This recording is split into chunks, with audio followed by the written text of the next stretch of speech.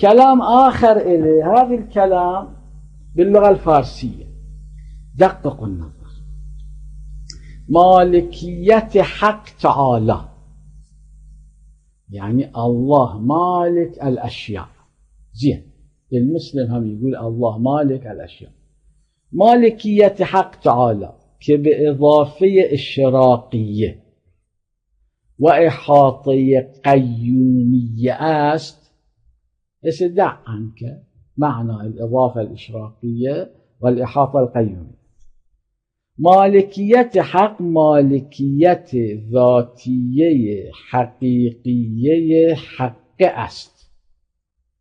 زين، دقق النظر من نولی جای که به هیچ وجه شائبه تباین عزلی در ذات و صفاتش با موجودی از موجودات نیست. شائبه خود تدری شنو؟ يعني الشيء الذي يختلط بشيء آخر.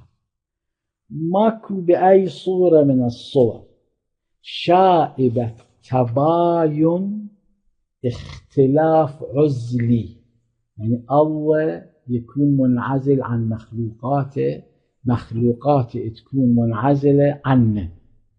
تباين عزلي در ذات و صفاتش با موجودی از موجودات نیست.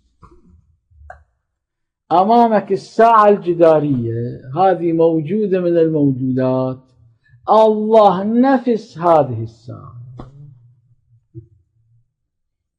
هسه أنت إذا هالليل ردت تصلي صلاة الليل فخلي هذه الساعة أمامك وقول إياك نعبد وإياك نستعين، بس لازم تكسر الكاف لأن الساعة مؤنثة. لازم تقول إياك نعبد وإياك نستعين. يأكد يركز يقول ومالكية عن ذات مقدس بهمه عوالم على السواء است.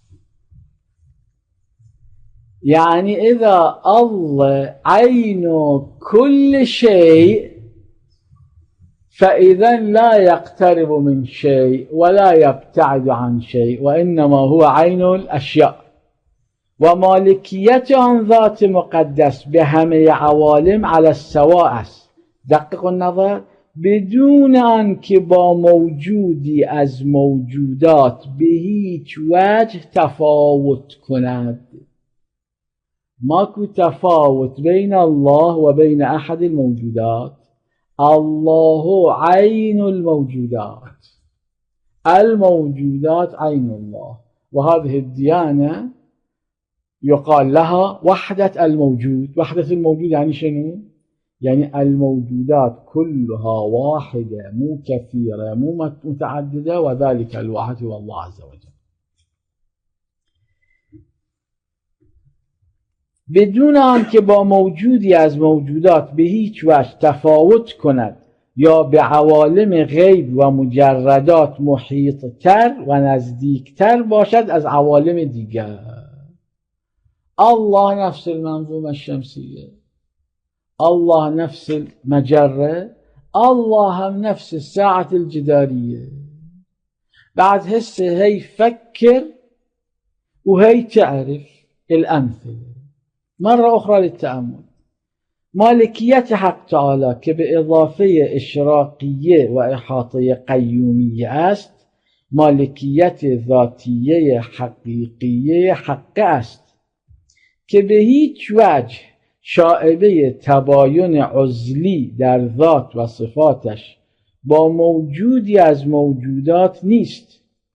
و مالکیت آن ذات مقدس به همه عوالم علی السواء است، بدون آن که با موجودی از موجودات به هیچ وجه تفاوت کند یا به عوالم غیب و مجردات محیط‌تر و نزدیکتر باشد از عوالم دیگر.